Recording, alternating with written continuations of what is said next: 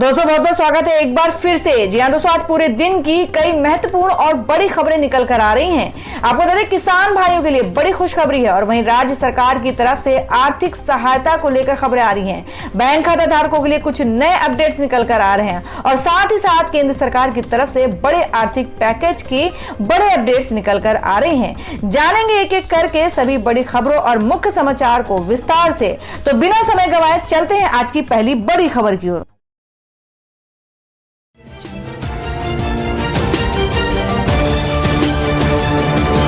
तो दोस्तों, आज की पहली बड़ी खबर बता दें कि गलवान नदी के पानी को रोकने के लिए कोशिश कर रहा है चीन। सैटेलाइट तस्वीरें आई हैं सामने। जी आपको बता दें कि गलवान घाटी में चीन अपनी हरकतों से बाज नहीं आ रहा है। चीनी सेना ने एक बार फिर से एलएसी पर तनाव बढ़ाने वाली गतिविधियां शुरू कर दी हैं और कुछ न्यूज एजेंसी की खबर के मुताबिक चीन उत्तर पूर्वी लद्दाख में गलवान नदी के बहाव को प्रभावित करने की कोशिश कर रहा है। इसके लिए वह नदी के किनारे भारी बुलडोजर लेकर आ गया है, जिसकी मदद से नदी को अवरुद्ध करने की कोशिश कर रहा है। एनडीटीवी ने उस जगह की हाई रिजोल्यूशन सैटेलाइट फोटो भी जारी की है। झड़प वाली जगह से 1 किलोमीटर दूर कर रहा है निर्माण कार्य और इस घटना में अहम बात यह है कि चीन द्वारा नदी पर किया जा रहा ये कार्य उस जगह से मुश्किल से 1 किलोमीटर की दूरी पर है जहां भारत चीन के सैनिकों की झड़प हुई थी। भारतीय मेजर जनरल और उनके चीनी समकक्ष गलवान घाटी में पेट्रोल पॉइंट 14 के पास लगातार दूसरे दिन मिले जहां झड़प हुई थी। बुधवार को हुई वार्ता बेनतीजा रही थी और चीन ने झड़प वाली जगह से हटने के लेकर अभी कोई संकेत नहीं दिया है। बता दें कि 2 दिन पहले हुई हिंसा में भारत के 20 जवान शहीद हो गए थे और कुछ न्यूज एजेंसी ने जिन तस्वीरों को प्रकाशित किया है उनमें साफ दिखता है कि चीन के भारी बुलडोजर एलएसी पर गलवान नदी के उस तरफ कुछ खास काम कर रहे हैं। बताया जा रहा है कि इससे नदी के बहाव पर असर पड़ा है और तस्वीर में दिख रहा है कि जिस जगह बुलडोजर काम कर रहा है उसके पीछे साफ नीला पानी दिख रहा है और वहीं उसके दूसरी तरफ एक छोटी कीचड़ वाली धारा दिखाई पड़ रही है। इन तस्वीरों में एलएसी के 2 किलोमीटर के भीतर गलवान घाटी में भारतीय सेना के ट्रक देखे जा सकते हैं जो कि गलवान नदी के उस हिस्से में पार्क हैं जो कि सूखा हुआ। सुरक्षा कारणों से ये चित्र इस रिपोर्ट में शामिल नहीं है। और भैया अगली खबर बता दें कि सुशांत की जान जाने पर बॉलीवुड में नेपोटिज्म शत्रुघ्न सिन्हा का बड़ा बयान। कही है ये बातें। जी आपको बता दें कि बॉलीवुड एक्टर सुशांत सिंह राजपूत की जान जाने की वजह क्या है, इसको लेकर तरह तरह के कयास लगाए जा रहे हैं। फिल्मी दुनिया के कई सितारे सुशांत की जान जाने पर अपनी प्रतिक्रिया व्यक्त कर चुके हैं और अब बिहारी बाबू यानी शत्रुघ्न सिन्हा का बयान सामने आया है। बता दें कि सुशांत की जान जाने को लेकर फिल्मी दुनिया की गलियों में कई तरह के सवाल उठ रहे हैं। एक्ट्रेस कंगना रनौत, अनुराग कश्यप, अभिनव कश्यप सहित कई कलाकारों ने खुलकर लिखा और बताया। इसी तरह शेखर कपूर ने भी उनकी जान जाने को लेकर अपने दिल की बात कह चुके हैं। आपको बता दें कि सुशांत की जान जाने पर शत्रुघ्न सिन्हा ने कहा कि मुझे सुशांत काफी स्वाभिमानी दिखता है। अगर प्रॉब्लम थी, मुसीबतें थी, अगर कुछ लोग परेशानी का सबब बने तो उसको खुलकर सामने आना चाहिए था और दमखम के साथ मुकाबला करना चाहिए था। मीडिया रिपोर्ट्स के अनुसार शत्रुघ्न सिन्हा ने बॉलीवुड में नेपोटिज्म के मामले की जांच पर कहा कि इन बातों की खोजबीन करने से कोई विशेष लाभ तो होगा नहीं क्योंकि जाने वाला तो चला गया। उनके और उनके परिवार के प्रति श्रद्धांजलि और संवेदना है, वह खुलकर दमदार तरीके से सामने क्यों नहीं आया। शत्रुघ्न सिन्हा ने कहा कि अगर उसकी कुछ समस्या थी तो वह तो बिहारी था, बड़ा खुददार था। जैसे मैं यहाँ पर रहा हूँ, वह खुलकर दमदार तरीके से सामने क्यों नहीं आया। आज तो उसको इतने लोगों का समर्थन मिल रहा है, कल भी उसे बहुत लोगों का समर्थन मिलता। एक बार उसे खुलकर सामने आना चाहिए था। शत्रुघ्न सिन्हा ने कहा कि मैं सुशांत का सम्मान करता था और मुझे पता था कि उसे लोगों का साथ, सहयोग और आशीर्वाद मिलता रहा तो एक दिन वह बहुत बड़ा स्टार बनेगा। वह एक बेहद उम्दा कलाकार था, साथ ही सुंदर व्यक्तित्व, अच्छी छवि और बहुत ही अच्छा इंसान भी था। बता दें कि बॉलीवुड अभिनेता सुशांत सिंह राजपूत अब इस दुनिया में नहीं रहे। महज 34 साल की उम्र में ही उन्होंने दुनिया को अलविदा कह दिया है। और अब जो अगली खबर निकल कर आ रही है आपको बता दें कि करण जौहर ने अचानक बदला अपना फोन नंबर, सैकड़ों को किया अनफॉलो। जी आपको बता दें कि एक्टर सुशांत सिंह राजपूत की आत्महत्या से हर कोई सदमे में है। हर किसी के मन में यही सवाल है कि आखिर क्यों सुशांत ने खुद को फांसी लगाई और कई लोगों का मानना है कि वो लंबे समय से डिप्रेशन में थे। उनका 6 महीने से इलाज चल रहा था लेकिन सुशांत के पास से कोई सुसाइड नोट नहीं निकला और वो वही बॉलीवुड के कुछ लोगों को सुशांत सिंह की मौत के लिए जिम्मेदार ठहराया जा रहा है। होनहार एक्टर की मौत के बाद सोशल मीडिया पर नेपोटिज्म को लेकर अभियान चलाया जा रहा है। साथ ही इसको बढ़ावा देने वालों को बायकॉट करने की भी अपील की जा रही है। सबसे ज्यादा गुस्सा लोगों का फिल्म मेकर करण जौहर पर फूटा है। सोशल मीडिया पर लोग करण पर नेपोटिज्म को बढ़ावा देने का आरोप लगा रहे हैं। इसके साथ ही उन्हें लोग तेजी से अनफॉलो भी कर रहे हैं। मंगलवार शाम तक उन्हें इंस्टाग्राम पर फॉलोअर्स 10.9 मिलियन थे, जो कि बुधवार दोपहर को घटकर 10.8 मिलियन हो गए थे। फिलहाल करण जौहर ने इस पर कोई प्रतिक्रिया तो नहीं दी, लेकिन गुरुवार को अचानक से उन्होंने सोशल मीडिया पर सैकड़ों लोगों को एक साथ अनफॉलो कर दिया है और यही नहीं, अपना फोन नंबर भी बदल दिया है। मौजूदा स्थिति में वो मात्र 5 लोगों को ट्विटर पर फॉलो कर रहे हैं और वो 5 लोग हैं पीएम नरेंद्र मोदी, महानायक अमिताभ बच्चन, बॉलीवुड के किंग शाहरुख खान, सुपरस्टार अक्षय कुमार और धर्मा प्रोडक्शन के सीईओ अपूर्वा मेहता। तो दोस्तों, आप लोगों को क्या लगता है जिस तरह से करण जौहर के खिलाफ नेपोटिज्म का आरोप लगाया जा रहा है, क्या ये सही है? आप अपना सुझाव कमेंट बॉक्स में जरूर दें। बढ़ते अगली खबर की ओर। और वहीं अगली बड़ी खबर बता दें कि इन 52 चाइनीज ऐप का नहीं करें इस्तेमाल। खुफिया एजेंसियां बोली डेटा चुरा रहा है चीन। आपको बता दें कि लद्दाख के गलवान घाटी में खूनी झड़प के बाद भारत ने चीन को अब हर मोर्चे पर घेरने की तैयारी शुरू कर दी है। दोनों देशों के बीच जारी विवाद के दौरान भारतीय खुफिया एजेंसियों ने सरकार से टिकटॉक और बीगो लाइव समेत 52 चाइनीज मोबाइल ऐप्स को ब्लॉक करने और लोगों से इन्हें इस्तेमाल न करने के लिए कहा है। भारतीय सुरक्षा एजेंसियों का कहना है कि इनका इस्तेमाल करना सुरक्षित नहीं है। ये ऐप बड़े पैमाने पर डेटा को भारत से बाहर भेज रहे हैं। मीडिया रिपोर्ट्स के मुताबिक केंद्र सरकार के एक सीनियर अधिकारी ने बताया कि इंटेलिजेंस एजेंसियों की ओर से दिया गया प्रस्ताव का नेशनल सिक्योरिटी काउंसिलिंग सेक्रेटेरिएट ने भी समर्थन किया है। भारतीय सुरक्षा एजेंसियों का मानना है कि ऐप भारत की सुरक्षा के लिए खतरा बन सकता है। उन्होंने बताया कि इस प्रस्ताव पर चर्चा चल रही है। रिपोर्ट्स में कहा गया है कि सभी चाइनीज मोबाइल ऐप के मानक और उससे जुड़े जोखिम की जांच की जाएगी। हिंदुस्तान टाइम्स में छपी खबर के मुताबिक सुरक्षा एजेंसियों ने सरकार को जो लिस्ट भेजी है उसमें video conferencing app Zoom, TikTok, UC browser, Xender, SHAREit और क्लीन मास्टर जैसे ऐप शामिल हैं। साथ ही शॉपिंग ऐप और क्लब फैक्ट्री को भी ब्लॉक करने की सलाह दी गई है। बता दें कि इसी साल अप्रैल में गृह मंत्रालय ने जूम की प्राइवेसी को लेकर आगाह किया था कि इसमें पहले ताइवान ने भी सरकारी एजेंसियों को जूम ऐप के इस्तेमाल से रोक दिया। जर्मनी और अमेरिका भी ऐसा ही कर चुके हैं। राष्ट्रीय सुरक्षा से जुड़े अधिकारियों ने बताया कि चाइनीज डेवलपर्स की ओर से तैयार या चाइनीज लिंक्स वाले ऐप भले ही वह एंड्रॉइड के लिए हो या आईओएस के लिए, इनका इस्तेमाल स्पाईवेयर या अन्य नुकसान पहुंचाने वाले वेयर के रूप में हो सकता है। भारतीय इंटेलिजेंस एजेंसियों ने शक जताया है कि चीन भारत पर साइबर हमले करा रहा है। इसके अलावा वह देश के बैंकिंग सिस्टम और पेमेंट सर्विस को निशाना बनाने की फिराक में है। इंटेलिजेंस को शक है कि चीन बैंकिंग सिस्टम और एटीएम सेवाओं को बर्बाद करने की कोशिश कर रहा है। और अब बता दें कि हेमंत सोरेन सरकार का बड़ा फैसला, सार्वजनिक जगहों पर तंबाकू उत्पादों के इस्तेमाल पर प्रतिबंध। जहां हम बात कर रहे हैं कि झारखंड के हेमंत सोरेन सरकार ने सार्वजनिक स्थलों पर सभी तरह के तंबाकू उत्पादों जैसे सिगरेट, बीड़ी, पान मसाला, हुक्का, खैनी, जर्दा, गुटखा और इलेक्ट्रॉनिक सिगरेट के उपयोग पर पूर्ण रूप से प्रतिबंध लगा दिया है। स्वास्थ्य विभाग के प्रधान सचिव डॉक्टर नितिन मदन कुलकर्णी ने इस संबंध में आदेश जारी कर दिया है कि डॉक्टर कुलकर्णी ने बताया कि पान मसाला, खैनी, जर्दा और गुटखा कर यहां वहां थूकने से कोरोना वायरस फैलने का खतरा बढ़ता है। इसलिए सार्वजनिक जगहों पर तंबाकू पदार्थों के सेवन पर प्रतिबंध लगाया गया है। हालांकि उपयुक्त उत्पादों की बिक्री पर कोई प्रतिबंध नहीं लगाया गया है। प्रधान सचिव डॉक्टर कुलकर्णी ने बताया कि तंबाकू का सेवन जन स्वास्थ्य के लिए बड़े खतरों में से एक है। थूकना सार्वजनिक स्वास्थ्य खतरा है और संचारी रोग के फैलने का एक प्रमुख कारण है। तंबाकू सेवन करने वालों की प्रवृत्ति यहां वहां थूकने की होती है। थूकने के चलते कई गंभीर बीमारी यथा कोरोना, इंसेफ्लाइटिस, यक्ष्मा, स्वाइन फ्लू आदि का संक्रमण फैलने की आशंका रहती है। तो दोस्तों, खबरों में आगे बढ़ने से पहले जान लेते हैं आज के माइंड क्विज के सवाल को। आज का सवाल है, आपको बताना है कि भारत के विदेश मंत्री का क्या नाम है। इसका जवाब आपको वीडियो के नीचे कमेंट बॉक्स में देना है और सही जवाब देने वाले को रैंडमली सिलेक्ट किया जाएगा और वो जीत सकते एक बम्पर पुरस्कार। बढ़ते अगली खबर की ओर। और वही अगली खबर निकल कर आ रही है, आपको बता दें शिवसेना का सामना के जरिए पीएम मोदी पर हमला, कहा हमारे सत्ताधीश दुनिया जीतने चले हैं। जी आपको बता दें कि शिवसेना ने लद्दाख की गलवान घाटी में चीनी सेना के साथ हुए खूनी संघर्ष को लेकर केंद्र की मोदी सरकार और खुद प्रधानमंत्री नरेंद्र मोदी के खिलाफ तीखे तेवर अपना लिए हैं।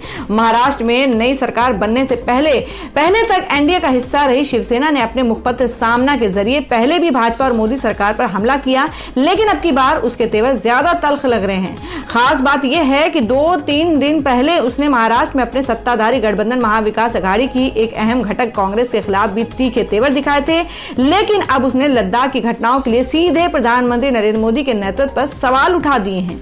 आपको बता दें, मराठी अखबार सामना के जरिए शिवसेना ने मोदी और उनकी सरकार से सवाल किया है कि लद्दाख में जो कुछ भी हुआ और जिस तरह से देश के 20 जवान शहीद हुए, उसके बारे में पूरी बातें खुद प्रधानमंत्री ने जनता के सामने आकर नहीं बताया है। ये बहुत ही चौंकाने वाला है। मराठी में लिखे उस लेख का हिंदी में तर्जुमा करने के बाद उसके कुछ अंश इस प्रकार हैं। भारत और चीन के सैनिकों में सोमवार को लड़ाई हुई। ये लड़ाई रक्त रंजित है। इसमें हिंदुस्तान के 20 जवानों की शहीद होने की खबर दुखदाई है। सीमा पर खून बह रहा है। हिंदुस्तान चीन सीमा पर यह संघर्ष और इस तरह का हमला 50 वर्षों बाद शुरू हुआ है और 20 जवानों की शहादत के बावजूद वस्तु स्थिति बताने के लिए देश के प्रधानमंत्री का जनता के बीच न आना धक्कादायक है। संपादकीय में आगे कहा है कि गलवान वैली में हुई झड़प में हमारे 20 जवान शहीद हो गए। आधिकारिक रूप से ऐसा कहने में बुधवार की सुबह हो गई। और अब बता दें, बीजेपी ने कहा कि लद्दाख पर पीएम से सवाल करना गैर जिम्मेदाराना। चीन राहुल के बयान को भारत के खिलाफ इस्तेमाल कर सकता है। जहां बता दें कि लद्दाख में 20 भारतीय सैनिकों की शहादत पर कांग्रेस नेता राहुल गांधी ने पीएम मोदी से सवाल किया है। राहुल गांधी द्वारा किए गए सवालों पर बीजेपी ने जवाबी हमला बोला है।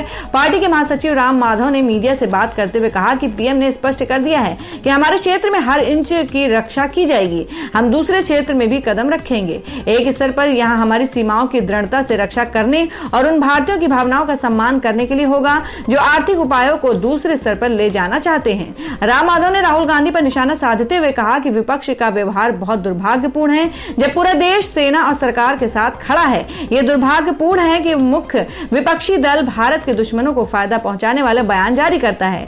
राम माधव ने कहा कि चीन हमारे खिलाफ बहस में राहुल गांधी के बयान का इस्तेमाल कर सकता है। बता दें कि गलवान घाटी संघर्ष में भारतीय जवानों के शहीद होने पर कांग्रेस के पूर्व अध्यक्ष राहुल गांधी ने सरकार पर निशाना साधते हुए एक वीडियो ट्वीट किया था। राम माधव ने कहा कि हम चीन से रसायन, मोबाइल फोन के पुर्जे और बटन आयात करते हैं। क्या उन्हें आयात करना इतना आवश्यक है?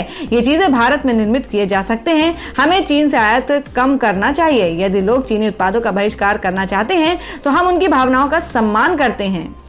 और अब अगली खबर निकल कर आ रही है। आपको बता दें, केंद्रीय मंत्री रामदास अठावले की मांग, चाइनीज फूड बेचने वाले रेस्टोरेंट को किया जाए बैन। जी हम बात करेंगे, लद्दाख में चीन सीमा पर विवाद बढ़ता ही जा रहा है। सोमवार को गलवान घाटी में भारतीय और चीनी सैनिकों के बीच झड़प हुई। इस दौरान भारतीय सेना के कमांडिंग ऑफिसर समेत 20 जवान शहीद हो गए और वहीं चीनी सेना के 40 से ज्यादा सैनिकों के हताहत होने की खबर है। चीन को जवाब देने के लिए अब उसके सामने के आर्थिक बहिष्कार की मुहिम चलाई जा रही है, जिस पर केंद्रीय मंत्री रामदास अठावले का भी बयान सामने आया है। आपको बता दें, केंद्रीय मंत्री रामदास अठावले ने लोगों से चाइनीज खाने को बायकॉट करने की अपील की है। उन्होंने कहा कि जो रेस्टोरेंट चाइनीज खाने को बेचते हैं बैन किया जाए उसको, और इसके साथ उन्होंने चीन के खाने और उत्पादों के बहिष्कार की अपील की है। उनके इस बयान पर लोग उन्हें ट्रोल भी कर रहे हैं। एक यूजर ने ट्विटर पर लिखा कि सर, चीनी खाना भारत में भारतीय ही बनाते हैं और उसका फायदा भारतीयों को ही होता है। ऐसे में उसका बैन सही नहीं रहेगा। इससे पहले बुधवार को अठावले ने ट्वीट करते हुए लिखा कि 20 जवानों का बलिदान व्यर्थ नहीं जाएगा। चीन धोखा देने वाला देश। 1962 में भी चीन ने धोखे से हमला किया था, लेकिन भारत अब वो देश नहीं रहा। भारत के पास चीन को जवाब देने के लिए मजबूत सेना है। भारत के लोगों को चीन की सभी वस्तुओं का बहिष्कार करना चाहिए। और अब वहीं बता दें कि जांच के दौरान मुंबई पुलिस के हाथ लगी सुशांत सिंह राजपूत की 5 पर्सनल डायरी। कई लोगों से पूछताछ है तेज। जहां बता दें कि बॉलीवुड के मशहूर अभिनेता सुशांत सिंह राजपूत के 4 दिन पहले फांसी लगाकर आत्महत्या कर ली थी। उनके पास से कोई सुसाइड नोट भी बरामद नहीं हुआ था, जिसके बाद से पुलिस जांच कर रही है कि आखिर क्यों सुशांत ने ये कदम उठाया। पुलिस इस बात की जांच कर रही है कि ये मामला सुसाइड का है या फिर बॉलीवुड में प्रोफेशनल दुश्मनी का। जांच के दौरान अब मुंबई पुलिस को अभिनेता के घर से 5 निजी डायरी मिली है। ये डायरी पुलिस के लिए अहम सबूत साबित हो सकती हैं। मशहूर कास्टिंग डायरेक्टर मुकेश छाबड़ा ने अपने बयान में कहा कि सुशांत बहुत इंट्रोवर्ट थे और वो किसी से कुछ भी शेयर नहीं करते थे। छाबड़ा ने पुलिस को यह भी बताया कि ना तो उन्हें किसी प्रोफेशनल दुश्मनी का पता है जिसका सामना सुशांत ने किया हो, और ना ही उन्हें किसी बड़े प्रोडक्शन हाउस द्वारा सुशांत को काम ना दिए जाने की बात पता हो। छाबड़ा ने कहा कि उन्होंने 27 मई को सुशांत के जन्मदिन पर उनसे बात की थी और वो उस समय सामान्य लग रहे थे। पुलिस को दिए बयान में छाबड़ा ने बताया कि वो बहुत प्रतिभाशाली अभिनेता थे और फोन पर बात करना पसंद नहीं करते थे। कई बार जब हम उन्हें फोन करते थे तो वो फोन काट दिया करते थे। उन्हें प्ले स्टेशन पर गेम खेलना और किताबें पढ़ना बहुत पसंद था, खास तौर पर क्वांटम फिजिक्स। हालांकि सुशांत की दोस्त रिया से भी पुलिस पूछताछ कर रही है। उन्होंने पुलिस को क्या बताया है कि इस बारे में अभी कोई जानकारी नहीं दी गई है। वहीं सुशांत के मैनेजर सिद्धांत पिथानी और दीपेश सावंत ने पुलिस से कहा है कि सुशांत ने उन्हें जनवरी में अपने घर बुलाया था क्योंकि वो प्रोजेक्ट 151 खत्म करना चाहते थे, जिसमें वो सामाजिक कल्याण के लिए कई काम करना चाहते थे। उन्हें MS धोनी और रोजर फेडरर के साथ एक मैच खेलना था। वो हवाई जहाज उड़ाना चाहते थे। इसके अलावा वो बच्चों को नासा भेजना चाहते थे। सुशांत जनवरी से दवाई ले रहे थे, लेकिन उन्होंने मई में दवाई लेना छोड़ दिया था क्योंकि उन्हें लगा कि अब वो ठीक हो रहे हैं। और अब बता दें कि राहुल गांधी ने उठाया सवाल, आखिर हमारे सैनिकों को निहत्था शहीद होने क्यों भेजा गया। जी आपको बता दें कि कांग्रेस सांसद राहुल गांधी ने एक बार फिर लद्दाख में चीन के साथ झड़प में 20 भारतीय सैनिकों के शहीद होने पर गम और गुस्से का इजहार किया है। Lieutenant general HS Panag retired से हिंदुस्तान टाइम्स की बातचीत का वीडियो साझा करते हुए राहुल ने सवाल किया है कि चीन की हिम्मत कैसे हुई कि हमारे निहत्थे सैनिकों पर हमला कर उनकी जान ले। साथ ही उन्होंने सवाल किया कि आखिर हमारे सैनिकों को बिना हथियार दिए चीनी सैनिकों की ओर क्यों भेजा गया।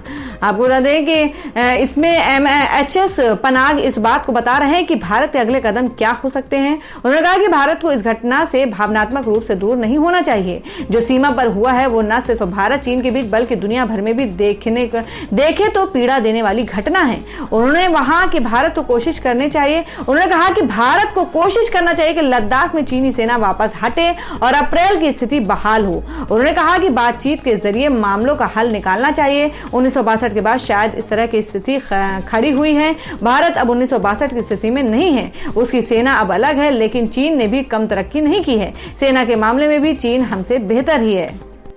तो दोस्तों, खबरों में आगे बढ़ने से पहले एक बार फिर से आपको याद दिला दें कि अगर आपने अभी तक हमारी वीडियो को लाइक नहीं किया तो जल्दी से वीडियो को लाइक कर दें, क्योंकि आपका एक लाइक हमारे लिए बहुत ही महत्वपूर्ण होता है। और अगर आप हमारे चैनल पर नए हैं तो चैनल को जरूर सब्सक्राइब कर लें और बेल के बटन को भी जरूर हिट कर दें। और हमारी पूरी न्यूज को जानने के लिए वीडियो को लास्ट तक जरूर देखें। बढ़ते अगली खबर की ओर।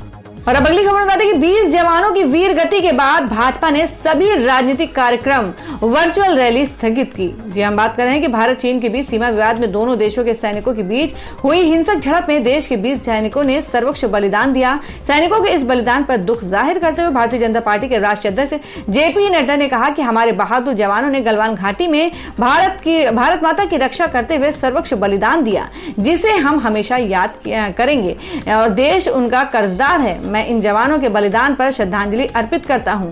भारतीय जनता पार्टी ने फैसला लिया है कि वह अगले 2 दिनों तक अपने सभी राजनीतिक कार्यक्रम और वर्चुअल रैली को स्थगित कर रही है। और अब वही बता दें कि काला पानी को नक्शे में शामिल करने के बाद नेपाल ने की सशस्त्र बलों की तैनाती। चांगरू पोस्ट पर अब तक रहते थे लाठी वाले पुलिसकर्मी। जी आपको बता दें कि भारतीय इलाकों को अपने नक्शे में शामिल करने के बाद नेपाल ने अब काला पानी के पास सशस्त्र बलों की तैनाती कर दी है। पड़ोसी देश ने काला पानी के पास चांगरू में अपनी सीमा चौकी BOP को अपग्रेड किया है और इसे स्थायी चौकी बना दिया है, जहां सशस्त्र पुलिसकर्मी तैनात होंगे। एक अधिकारी ने गुरुवार को यहां जानकारी दी। इससे पहले चांगरू सीमा चौकी पर लाठी रखने वाले पुलिसकर्मी तैनात रहते थे। ये चौकी हर साल नवंबर से मार्च तक सर्दियों के मौसम में बंद रहती है। चांगरू नेपाल के धारचूला जिले में स्थित है। नेपाली सेना प्रमुख पूर्णचंद थापा ने बुधवार को उन्नत सीमा चौकी का निरीक्षण किया। धारचूला के उप जिलाधिकारी AK शुक्ला ने गुरुवार को यह जानकारी दी। शुक्ला ने कहा कि BOP को स्थायी बना दिया गया है और अब ये अत्यंत सर्दी के बावजूद ठंड के मौसम में बंद नहीं होगी। और अब वही अगली खबर बता दें कि कोरोना पर हावी हुई पेट की भूख। महाराष्ट्र में फिर लौटने लगे हैं प्रवासी मजदूर। जी आपको बता दें कि इस कोरोना महामारी के इस संकट में मुंबई और महाराष्ट्र के लिए एक अच्छी खबर आई है। महाराष्ट्र गृह मंत्री अनिल देशमुख ने बताया कि मुंबई और महाराष्ट्र में प्रवासी मजदूर का वापस आना शुरू हो चुका है। स्थानीय पुलिस इन तमाम लोगों से लगातार संपर्क बनी हुई है।